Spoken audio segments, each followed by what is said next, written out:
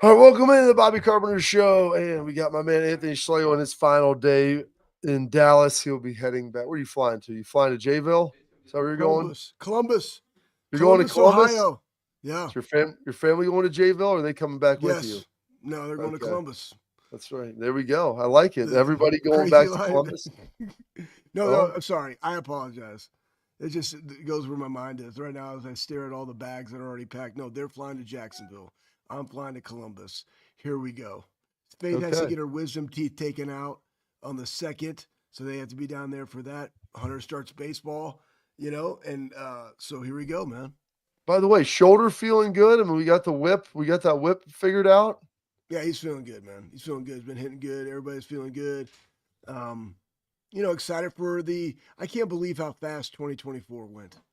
We were Yeah. just looking at pictures, and like some, how it comes on your So like that feed there. actually it went longer than the last 3 years, to tell you the Because we truth. had leap year. We had leap Yeah. year. We had a Yeah. leap year in here, the 366 days. So it's actually the longest year we've had in the last 4. So I mean, yeah, as you get older, I always tell you, my dad would always tell me the days are slow, but the years are fast. Yeah. And it's cruising along. Yeah, we're putting the big can of polish on it here. And the Buckeyes like just already took on Tennessee. And this turnaround is pretty quick. It's like a 8-9 day turnaround. They have another practice today. They'll have a couple more. They're flying out, I believe, on Sunday for the game, and then get rolling. So, like, there's not a ton of time to be able to sit back and kind of relax on your laurels. You had to turn that thing quick. They gave them the day off for Christmas. They were back at that thing yesterday. So he's kind of treating it like a traditional Sunday-ish practice. Today will be Yep. Tuesday. Friday would be Saturday, and then I think Sunday or Saturday would be like Wednesday, and then Sunday will be kind of like their Thursday-ish day. They're going to try to get some travel in, get out to the bowl site out there at the Rose Bowl, and try to figure that out. And so this time they're going to the West Coast Schleiks for the second time this year, but it'll be for 3 days. So do you see like a big difference in how you would ultimately treat it versus the first time when you went out and played Oregon and Autzen? Well, I mean, if you look at that game, still you got beat by 1 on the road versus the number 3 team at the time in the country. They left points on the board. We left points on the board. Great matchup on the road. I think they are looking at that as like, what would you have done different? Probably not a lot, right? Because that game comes when talent is equated, fundamentals and execution win all the time.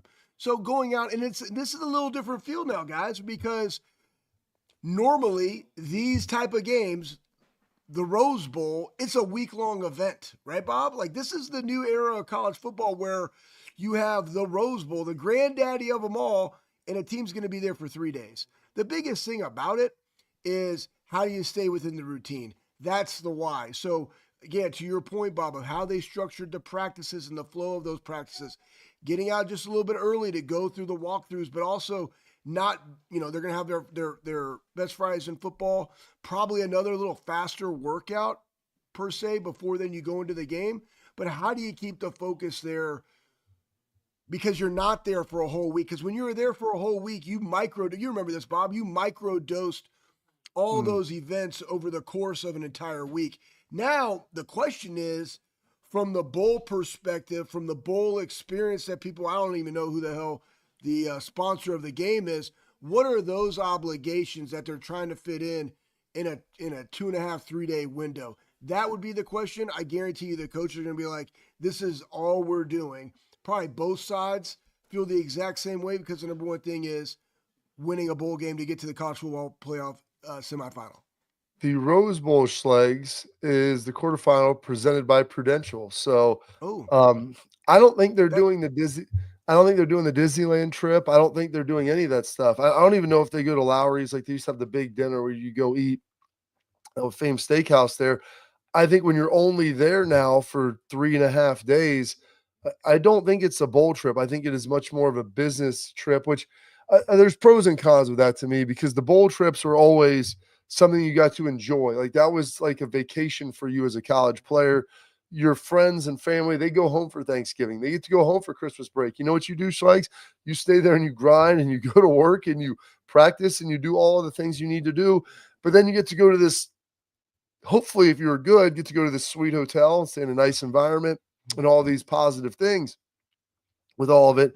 And now, yeah, you get the free gifts of $300. I mean, we're way past all this even now, but like the way that it works, just the dollar allocation, like they get so much money to travel them out there, which I think Ohio State, when you start talking about expenses, like the plane charter, I think to get a 767 or whatever they're flying out is like $900,000. Like it chews up like almost all their expenses.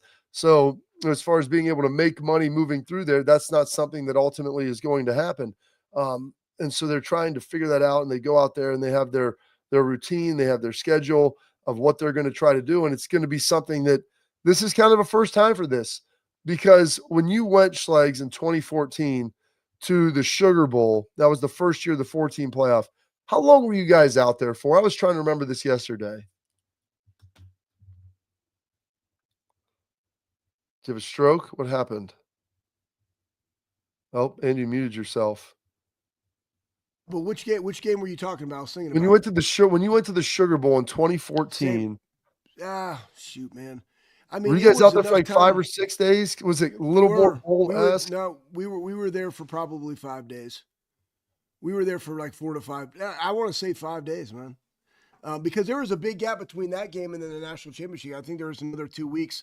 If I'm not mistaken, that game was played on January 12th, the national championship game, if I'm not mistaken. And I think that was on New Year's Day, right? That was actually, it was New Year's. It was New Year's Day, because I remember I went out the night before with New Year's Eve with Sean Payton and some of the guys, my friends from New Orleans, and it was a long night with Miss Court and I going out. That's why you could go, right? Like you went out because here's what it was, Bob. We had Christmas. Christmas was off. You came in. You flew out on the 26th. That's what happened. So you had the 26th, 27th, 28th, 29th, 30th, 31st in the game. So we flew out that 26th as like another day. Then boom, we were right into practicing. Now I'm trying to remember where we did practice. We practiced at Tulane. That matter of fact, that's a long time ago, guys. Man, I hit a lot of people. That's a decade ago. So if I'm not mistaken, we were at Tulane. Probably utilized their weight room a couple times. But that was it. It was just different because remember, you were done with the Big Ten championship game that first week in December, and then you had an entire other 3 weeks to go. Then Christmas. Probably, matter of fact, if I recall, we probably got 3 days off during that Christmas break, and then it was into game week, Bob, for the Sugar Bowl. So again, times have completely changed. Now you add in a Big Ten championship game, you add in the first round of the playoffs. I would like to see, honestly, this is what I think it's going to go to. The championship games are going to be null and void. Like it's just going to be, where do you finish at the end of the season? Who has the one? You're the Big Ten champ. You're probably going to start getting a lot of co-champs of multiple leagues in that regard, and then you're going to go to the college football playoff. That really needs to start no more than 2 weeks out or sooner, right? And then poof, David Copperfield, you have your next round, and so your buys, and then the semifinals and the finals, because they're going to have to do something again with that portal and what that looks like starting in school. Now you're going to January 20th, Bob. So and what is that into now? That eats into your winter training and your spring football. Do you start to push that back? Because normally what they do, guys, is they'll start spring football to get an extra week of ball in. They'll have 2 days of football before they go into spring break. So that way they can actually have 5 weeks of spring football as opposed to just a condensed 4. That's how you do it. 5 or 6. All right. Well, we're going to take a quick break here. We've got a great guest today lined up for Mr. Ben Hartsock, Ohio State, Sirius XM. You can see him all over the place doing a great job. He's the busiest man in the world. He's taking some time away from his family. He's actually back in Ohio, which besides you're busy as hell, Bob. I criticize Ben a lot, Schleiks, because you spend more time in Ross County than Ben Hartsock does, and he is a native there. So we'll check in with him next. Before we get to that, attention parents and athletes, protect what matters most with Export mouth guards, trusted by professional athletes and designed by NHL team dentists. Export mouth guards are scientifically tested to absorb those high-impact hits, protecting both your teeth and your brain. Export mouth guards feature 3 layers of advanced protection, including the patented use of carbon fiber custom fit. They 3D print these bad boys right to your grill. That means more protection, better performance, max comfort, and clear communication so you can focus on your game, not on your gear. Don't take chances with your safety. Visit exportguards.com/Bobby. Save 15% on your order. Export, protect what matters most. I got Ben Hartsock joining next.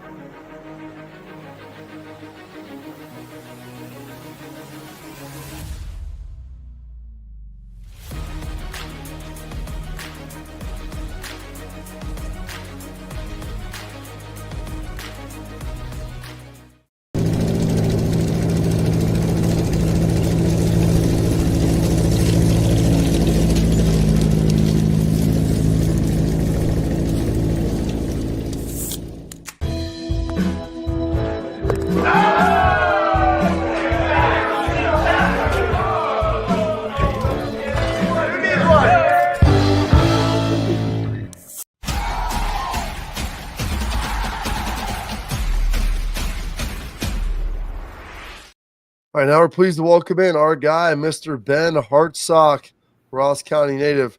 We back in the old stomping grounds there, back in our high school bedroom? No, actually, at the Hartsock Agriculture Nerve Center at the farm shop. You dig? Like this is where all the agriculture greatness comes together. I'm here. I got my uncle's desk over there. My dad, our office assistant, and there's farm equipment. We got John Deere products. There's a toaster oven like an office needs. And then guys, look at this. I walked in, and how about a loaded hand cannon? How about one of these? Yeah, it looks like a 410. It's a judge. Yeah, it's a judge. This is some dirty, hairy. You feel lucky punk just casually sitting out on the counter. Casually sitting there next to a globe. When's the last time anybody had a globe? I remember we had one at our house, and it was kind of like nice. Look at that thing just sitting back there under your picture of you. Oh, that's beautiful. You got a hand cannon. You got a 410 judge out there for whoever knows what you need that for. Charges to winning, and then you got a globe. I love it. I had a high school basketball coach. He actually just passed away, impacted a lot of guys. Joe Griesheimer, Vietnam War vet. He was one of our assistant high school basketball coach. He would ride his Harley into the locker room. Like that's the kind of dude he was. He would invite us over for chili the night before the game. We'd go over to his house and we'd go down into like a classic split level basement television room. And down there, as we would be watching Big Ten basketball, there's the TV guide, there's the remote control, and then there was a loaded handgun. And we'd say, Coach Grease, we're high school kids. Why do you have a handgun on the count on the next to the TV guide? And we'd go, Coach, is it loaded? And he goes, son, if it ain't loaded, it's a club. True. True words have never been spoken. R.I.P. Coach. That's amazing. That is amazing. But see, Ben, those are all the things that shaped you as a man. And so that normalized that behavior. And so when you see these things now, you're like, you see something on the news that shocks a lot of people. Like, well, that's kind of how I grew up. I mean, I'm going to be honest, seeing the 410 judge just casually with a 9-inch barrel, that's still a little jarring. Well, so you can you can rest it on your wrist when you're shooting that thing for distance. Just know intruders that try to come in to Hartsock Ag Nerve Center, they're well protected. Intruders, Ben, that's like for taking down zombies. Like you need someone with a lot of power to knock them off their feet. That's what that's going to get you. That's amazing. That's beautiful. Beautiful. Hey, it's a paperweight. Well, Jay, tell us a little bit. How was your Christmas? And then let's get into some football because I can't wait to hear your take. But how was your Christmas with the girls? What'd you guys do? You guys came up. Did you get any ag work done? Now, I just got in town last night, so now not a lot going on around here. Guys, I'm in the phase of high school Christmas, which is pretty nice. We're talking, we've set an alarm for 9 a.m. Christmas Day. We just slept in. Just a nice, slow morning with our teenage kids. They helped wrap the presents that they opened up. It was super chill. Like they can, if we want to go get a last second thing for mom for Christmas for my wife, Amy, the girls can go pick it up and they actually enjoy doing it. So it's a pretty primo time in Christmasdom for the Hartsocks. Oh, that sounds tremendous, Ben. So enjoy that. I still, Schlegs is kind of on his way into there. I still got some little ones, a couple still in elementary school. So we've got a lot of 18 and a 17, man. I got an 18 and a 17. You know what, Bob? You asked me this the other day because my son finally bought me a gift. You know, like on his own, he bought my Stephanie some Lindor truffles because she loves them. But he bought me these caffeinated like pouches. So he's like, Dad, you have so much nicotine. He's like, he got me 200 milligram caffeine pouches as opposed to the nicotine. He's like, I kind of went rogue on this one. I was like, man, that was a super thoughtful gift, son. I appreciate it. Yeah, look at him. He's like, but one of them was for me because he wanted to try one of them. I was like, sure, man, I like that. You bought some for yourself too. Perfect. You're getting it. You're understanding the game now. That's good stuff. Ben, you're back at home now, back in the great state of Ohio. We've got 4 big quarterfinal games coming through, and I know the first round maybe didn't deliver probably quite as what people would have anticipated.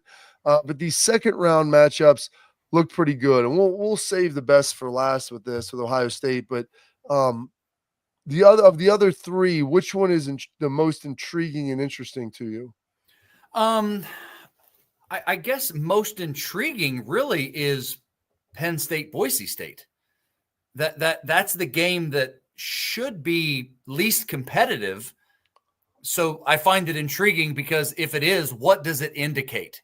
It feels like in the realm of pressure, Ohio State, Oregon is going to speak for itself. That game is massive. Many people are calling that the national championship game, just playing in a quarterfinal.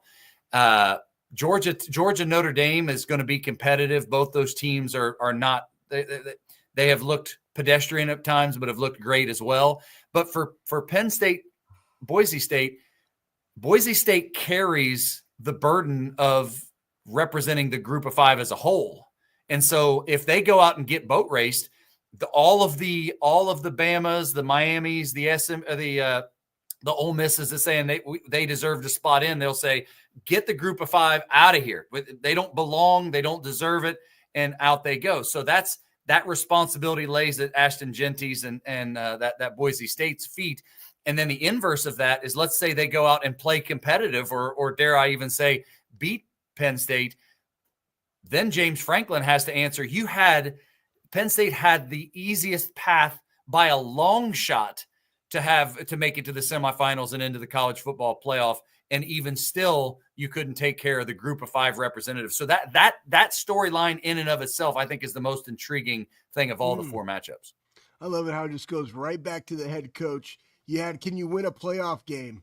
You beat SMU thoroughly. Granted, they threw you 2 pick sixes. And then now you have, can you beat a group of 5 team? Benjamin Franklin, what was I saying? I'm going crazy. Anyways, hey, I want to talk about Texas, Arizona State, because Arizona State's hot right now. Yeah. And Texas just ran all over Clemson. This really stopped Clemson's run, but they gave up a lot of yards passing. And we know that Arizona State is kind of balanced. They got a redshirt freshman, Sam Levitt, who does a nice job. I like Scadaboo. I like the way he runs, the physicality. Does Arizona State have a chance in this game versus Texas? Yeah, in the matchup level, the greatest discrepancy is Boise State, Penn State.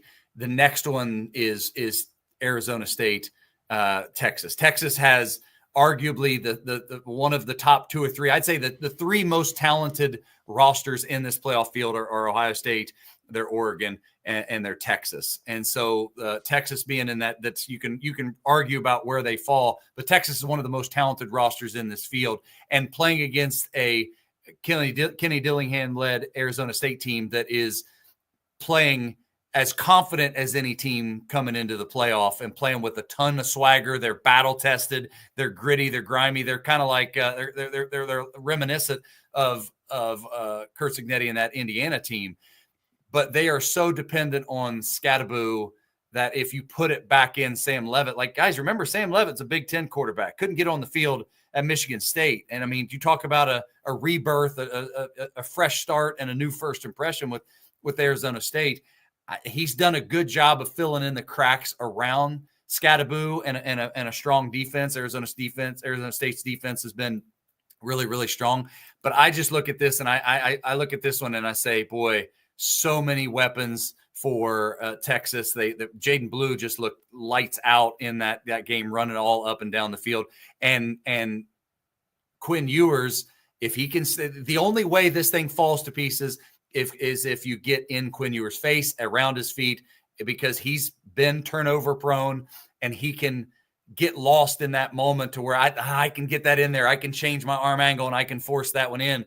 That's where you get turnovers that can wreck a game. That's the recipe. I just don't see that happen against Arizona State.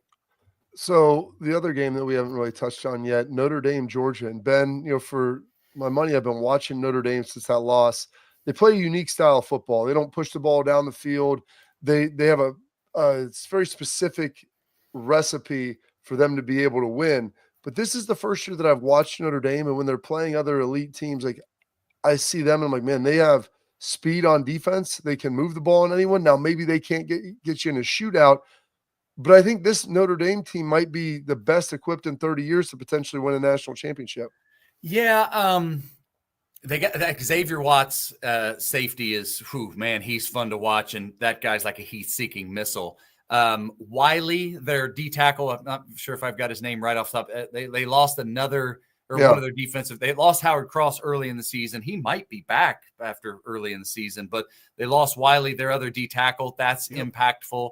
But I look at this Notre Dame team last week. If you just look at the box score against Indiana, and if you said Riley Leonard is going to rush for under 50 yards and he's going to throw the ball 30 or more times, that is not advantage Notre Dame. The way to stop Notre Dame is force Riley Leonard to throw the ball. So he did a good job of acquitting himself by throwing the ball a little more than usual and not being quite as run dominant. Now that so much of the game versus Indiana was that one singular 198-yard run by Julian Love, the running back. Did Indiana let that happen, so they've got to wear that. But outside of that, I think Indiana played them in a more competitive way than the score and the rushing margin indicates. It's a good matchup against Georgia. Georgia's figuring out the Gunnar Stockton era. Like, what's he going to look like under center, being the starter? It's one thing to get thrown in at halftime as a young player. And listen, we can talk to Cardale Jones about this till we're blue in the face. Like, that's right. Going in, it's one thing going in mid-game and just like, it's like a car accident. I don't know what happened. I'm just throwing and operating on this thing. Now, Gunnar Stockton's had multiple weeks to think about, okay, I'm now leading this Georgia football team. How am I going to do when I'm the guy everybody knows trotting out on the field? I think most Georgia fans will say they're ready to ride with them because I think they were kind of done with the Carson Beck era. He's been so streaky up and down. Was playing great late in the season, those last couple games, SEC championship, but I think they're ready to run with Gunnar Stockton. But these are two teams that I think are as good and as talented as they are and can be, especially Georgia defensively can look like an absolute werewolf. I still think the other three teams, the Texas, the Oregons, the Ohio States, are another weight class up in talent.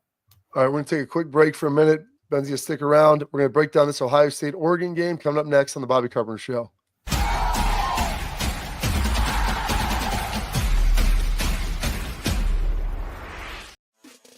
Welcome to Big Play, the fastest growing sports media company in America. I'm going to keep it straight with you. The reason you should watch our show is because I look good, baby. Come get some! Join our millions of fans for live sports talk shows hosted by the top former athletes and sports personalities in the industry. Ohio, it's my home state. Obviously, I'm a diehard Cleveland sports fan. Watch what you want, where you want, when you want. Welcome to Big Play. Make sure you tune.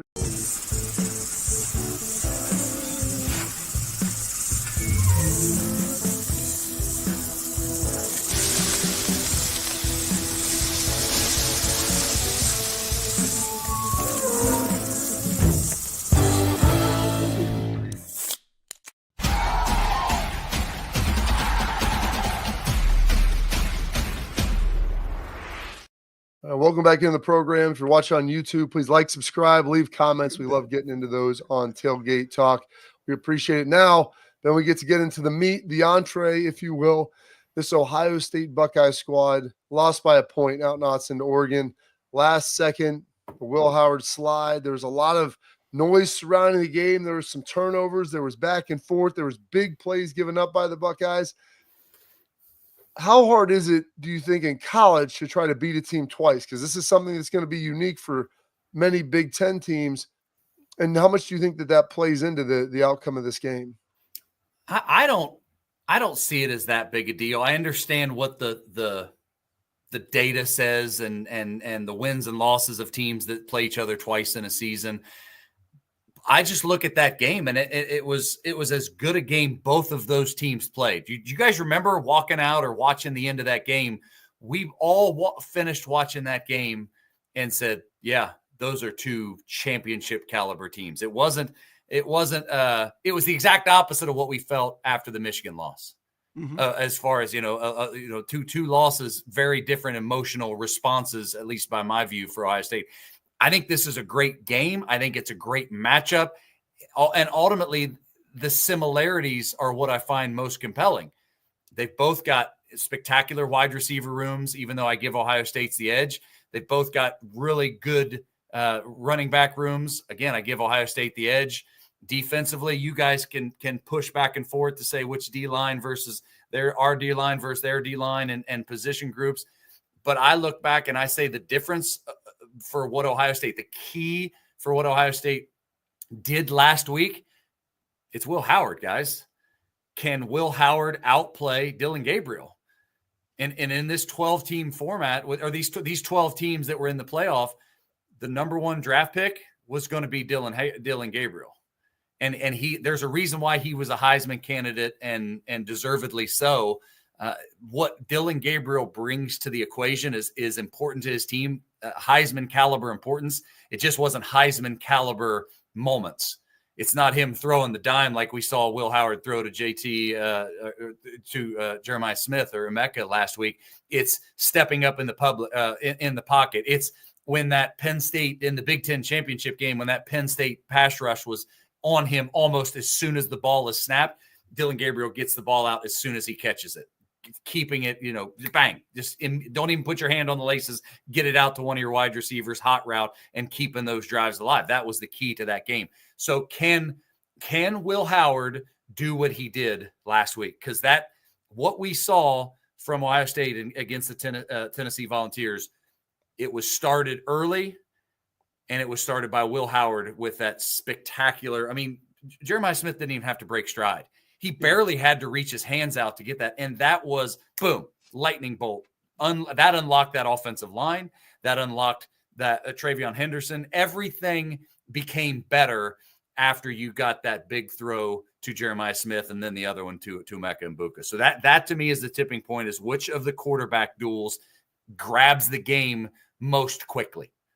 Last week, Ohio State's shortcoming this year, one of their shortcomings has been slow starts. How many times was the game competitive well into the second quarter or even into the third quarter when it shouldn't have been? That's what part of the struggle versus Michigan a couple weeks ago. But in that Tennessee game, we saw the best team, the best version of this year's Ohio State team in real time, and it was unlocked by that early first quarter deep strike from Will Howard. Yeah, they played fast. They played fast and violent from the jump, both sides of the ball, because they had 3 and outs.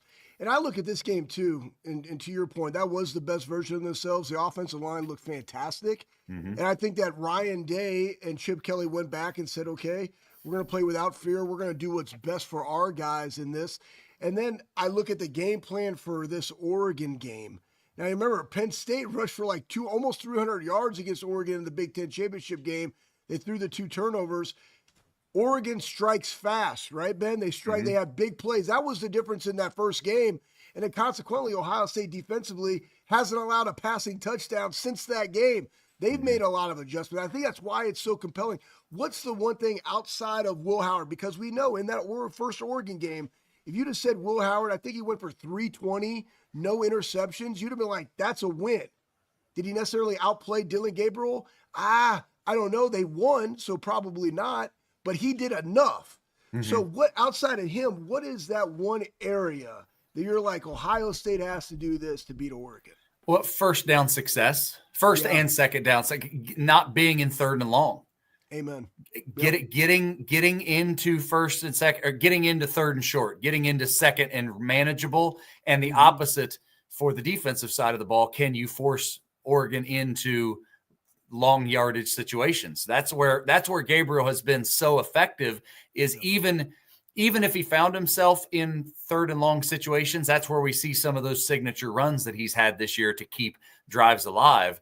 But so many times there have been players at and around Dylan Gabriel's feet where he gets the ball out, or he steps up in the pocket and is elusive and keeps the drive alive. That you don't win Heisman's doing that, but you might win championships. So how does Jim Knowles dial up? It's the cat and mouse. It's the chess game of how many resources do we want to commit to try to force Gabriel into that early throw? Can we bat him down at the line of scrimmage? Because if you don't get him batted down, or if you don't get him down, get to him and get him on the ground quickly, if he can throw that ball quickly just over top of your attack, that turns into a touchdown. That turns into a giant gainer. So the cat and mouse game for the Ohio State defense of how many resources do you commit to try to rattle Dylan Gabriel, and can Ohio State keep drives alive so that they're not forced into third and long situations? Ben, would you have rather had a bye or play the way Ohio State did against Tennessee coming into the second game?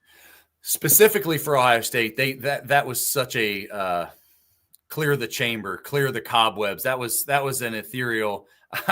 I joked about it this week on the radio, on my radio shows. Like, you guys are the picture of marital bliss. So you guys never have this. You guys have never had an argument with your spouse that maybe lasts a day or even a couple days, or dare I say even a week, maybe.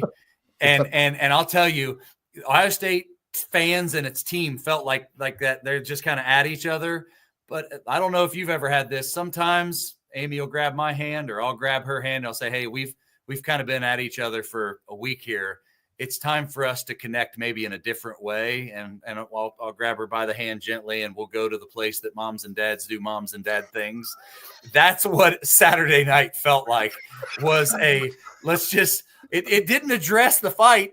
It doesn't address the fight, guys. We still haven't addressed what's the underlying, but it was an ethereal, euphoric, dare I say euphoric moment in the horseshoe. And I'll tell you, Ohio State needed that. They absolutely needed that, because I know I've been in those situations, and it may not deal with the fight. It may not deal with the underlying issue, but it helps. The fans needed it. The fans needed, they did. And so the fans needed it. The dudes needed it. Yeah. And so, Bobby, the question that you asked is about the bye. I think that college teams the bye isn't as important because you're younger, your muscles are more pliable. And so like the health situation thing is everybody's beat up, but you're 18 to 20 years old instead of 25 to 35 years old. And two, football teams are streaky by nature. They're finicky. They're fits and starts.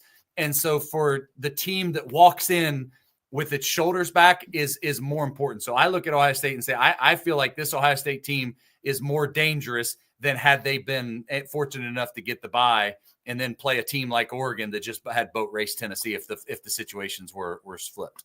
Ben, we appreciate your time. We kept you way too long, but honestly, like if you would have told me it would have taken that long to get to the marital bliss euphoric comment, I mean, sometimes it's just a meandering road that we've got to walk down together. So I appreciate it, sir. Get back to your family, enjoy it. How long are we in Ohio for? I'll be taking off, getting back down to cover the Peach Bowl in a couple of days. So we're coming up the 30th, leaving on 30th. Do you guys keep Turkey Call magazine in your guys' office? Because down here at the farm, I don't know. Maybe I'll leaf through. You'll never know. That one. A hand cannon, satellite receivers, and Turkey Call magazine. Everything you need at Hartsock Agriculture. Absolutely. My goodness, Ben. Well, enjoy it. Enjoy the RV driving back down to Georgia. And Ben, we'll catch up soon. All right, sir. All right, guys. See you. Thanks, brother. The great Ben Hartsock, one of the best. My goodness, Schlegs. Like, I was curious where he was going. Maybe we need to connect in a different way. And it was pretty remarkable where we went with that. But there is some truth to that. And it did seem to kind of hit for the team. I love those connections.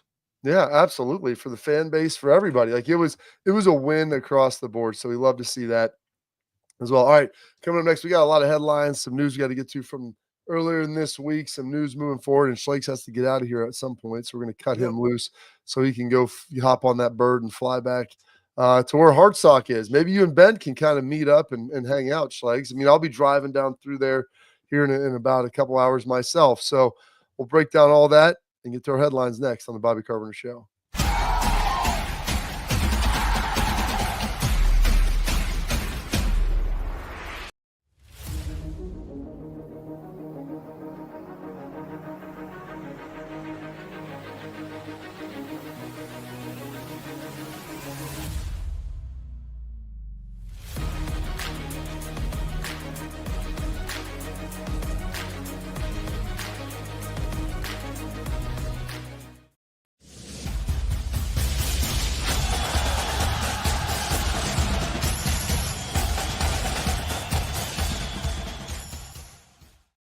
All right, Schlegs, welcome into our headlines here, and we got some big ones in. This was one that kind of came up after the game, and this is one thing that Ryan, I think, it's very impressive with how he's able to make adjustments. And, you saw the pivot after Michigan for them to get the offensive line fixed and everything.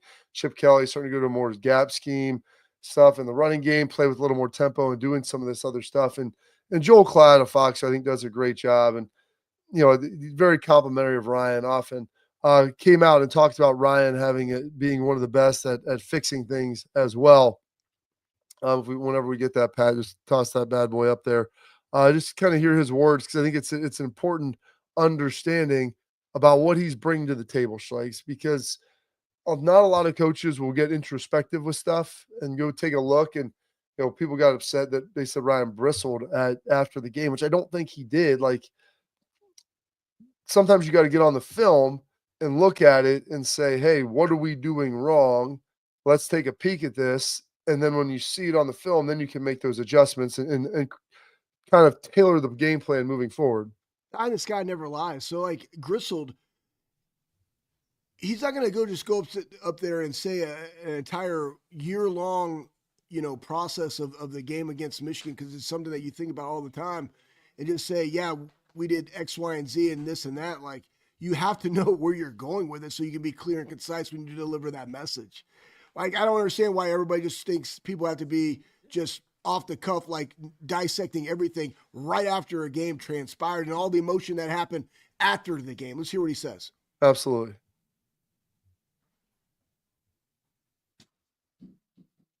Time we saw them against Michigan. Ryan Day fixes things as well as anybody in the country. They understand that was a poor game plan against Michigan. They understand that they can't roll out there in front of their fan base and not play in space and on the perimeter. They can't do that. That's not a game plan that their fan base would have accepted.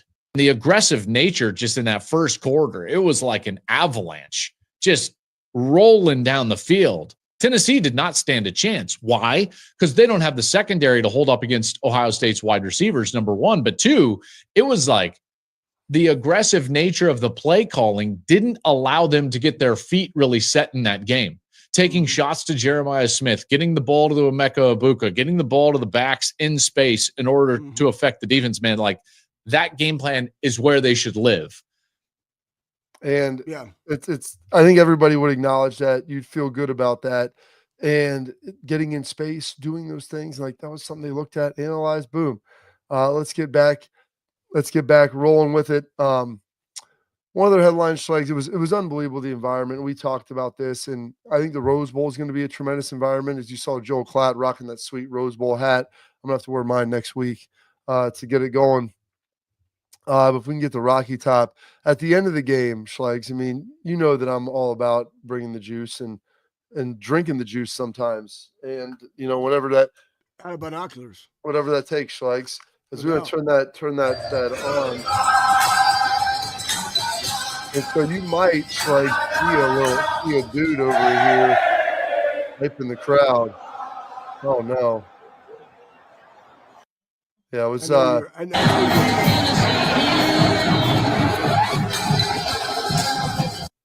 as they scratched and went back into it, it was pretty good as well. You missed it in there. Here's what I'm gonna say. I love the environment. I love what Joe Klatt said, and here's the other thing I think got understated. Trevion Henderson had 54 yards receiving. You know, they utilized G. Scott in a completely different manner in which they did. They moved the wide receivers around. They created their own mismatches. They had a lot of different eye candy because they were playing a lot of man, which allowed Will Howard to get a pre-snap read faster, which allowed him to get the ball out of his hand faster, which allowed him to be more accurate. Like, all those things go into it. And the point that he was making was he didn't just say, okay, oh, woe is me. Here's the Michigan game. What are we going to do? Let's keep doing the same thing. We got to be this physical presence team. No, they completely open it up.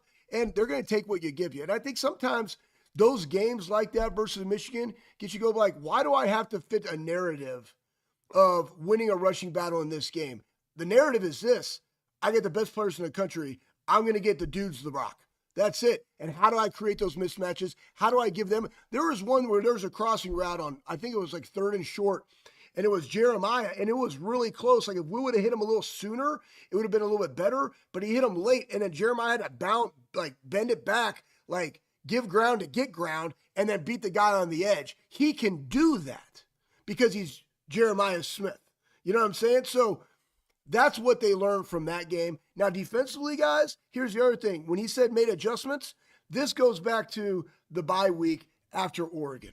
When he sat in there, we heard discussions of talking with the defense, things that he could not have done previously because Chip wasn't there, because he was the quarterback coach, the offensive coordinator, and the head football coach. He's now able to go into a defensive meeting room. And you look at the way that defense now is playing compared to where they were that week against Oregon. Guys, they haven't given up a passing touchdown since. That really is the key. How do we limit the explosive plays versus Oregon? Those deep crossing routes over the middle, how do we get that depth? How do we, to Ben Hartsock's point, how do we contain Dylan Gabriel so he just can't turn a 3rd and long into a 1st down and move the change, which he's really, really capable of? That's the game I'm really interested in, because you can run on this Oregon defense, and Ohio State showed you how they like to run the football last week versus Tennessee, and it was not zone blocking.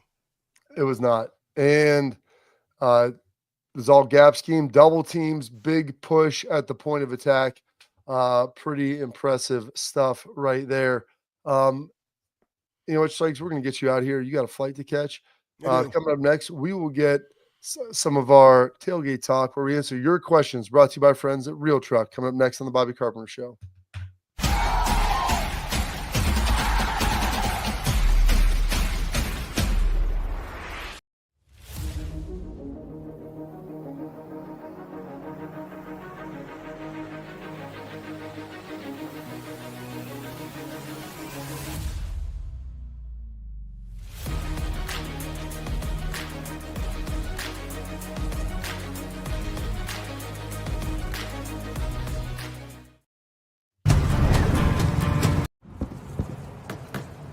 Get the most out of work, life, and all your outdoor adventures with top-selling upgrades for your truck. Guaranteed fit, free shipping, easy install, expert support, and thousands of dealers just a click away. Bring your truck to life. Real Truck. Upgrade today and save between $50 and $400 on select Real Truck products. Visit realtruck.com/specials.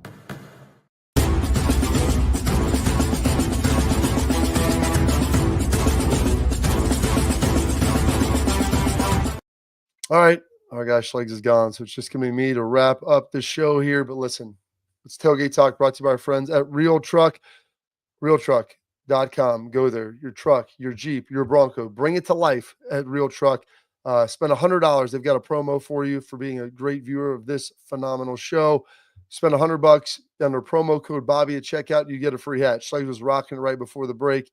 Make sure you go there, check it out. Just because Christmas is over, don't let your truck, Jeep, Bronco, whatever it is, go into the new year without looking sweet. Get stuff for the inside, the outside, all at realtruck.com. Before we get to a couple of your questions and comments from the last show, when you always talk about players and, the connection with coaches, the relationship, and, I was listening to a Mecca Ibuka when he was at the Skull session, and what Mecca was saying, it's our DBs versus their wideouts, our O-line versus their D-line, our linebackers versus their running backs.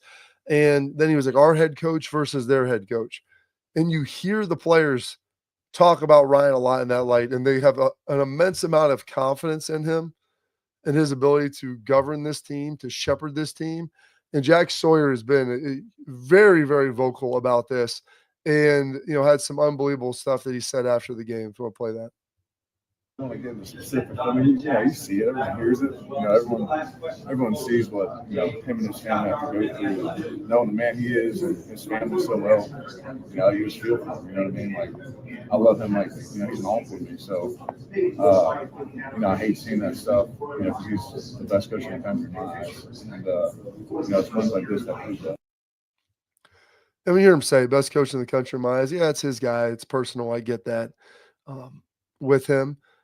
He came out and said he, commit to him 100 times over. And you talk to those guys, they understand what Ryan's about. They know what he's about. They see a lot of it, and they experience it. And they know that he's a smart guy, and that he cares about the team, cares about the players, number one, but then also has the understanding, the wherewithal, and they have the confidence in him to shepherd them to victory. We got one comment we're going to get to here from our show, I believe on Monday. Yeah, with Lathan.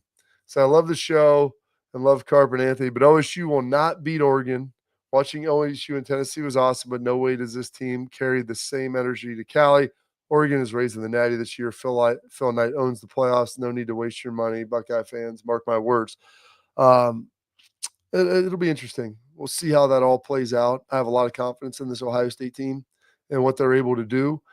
And that you saw against Tennessee, you have to be able, as a football player, and it's kind of unique to the sport of football with a team, in a team sport sense, because it's the physicality that's involved. And you have to raise your emotional energy to a level that your opponent either can't or won't be able to get to. And you saw Ohio State do that against Tennessee. Tennessee had no desire or maybe no ability to be able to match Ohio State's emotional energy and emotional intensity. And that'll be the challenge. You won't be at home. And it'll probably be, I'm guessing, a mildly pro-Oregon crowd, but Ohio State does a great job getting folks to the Rose Bowl. There's a lot of Buckeyes out there on the West Coast. But can they maintain that hunger? I think that they can. I think this team, just got one, and they realize one doesn't do anything. Two doesn't do anything. You got to go win the whole darn thing. And so you focus on this one, and you raise that emotional energy. You raise that toughness up as high as you can, and you see if they can match it. And we'll find out on New Year's Day at 5:00 Eastern whether they can. All right, we'll put a pin in that. That's Tailgate Talk, brought to you by our friends at Real Truck. Coming up next, we got our Dudes of the Week. We got a former Buckeye as a coach getting a big victory yesterday in a bowl game. I'll let you know who that is next.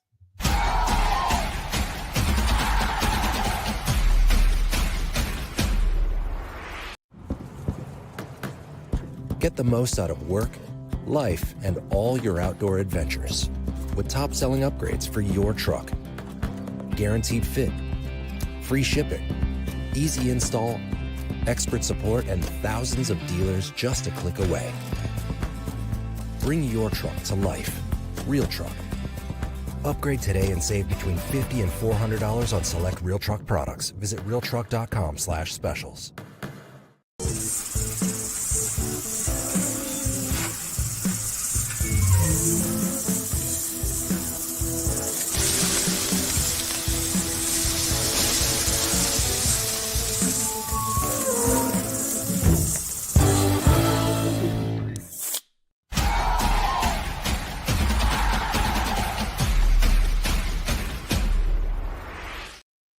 All right, final say in the program, and we got our dudes of the week. And do the week, well, it's not just a gender. Dude is a lifestyle. It could be anybody from around the country, around the world, technically. I want to throw up my guy, Rob Chick Harley, former teammate of mine with the Ohio State Buckeyes from 02 to 05. And kudos to Chick. He is the defensive coordinator for Arkansas State. They were able to down Bowling Green in the 68 Ventures Bowl last night. Normally, I'm a huge pro Mac guy. We want to see them win, but Arkansas State going 8-5. Big win for my guy Chick, who's the associate head coach and defensive coordinator. So incredibly happy for him as he was able to bring home a win. And you know what wins mean? Wins mean job security and opportunities. So I'm excited for Rob, and hopefully they'll all be good with him, with Butch Jones being the head coach out there. All right. That's it for today's show. Take a pause on the weekend. We'll be back on Monday, bringing the juice, getting you excited as we get closer and closer to this quarterfinal matchup in the Rose Bowl. Buckeyes taking on the Oregon Ducks. We'll be there with you all the way up to the kickoff. Stay tuned for 12:30 Monday on the Bobby Carpenter Show.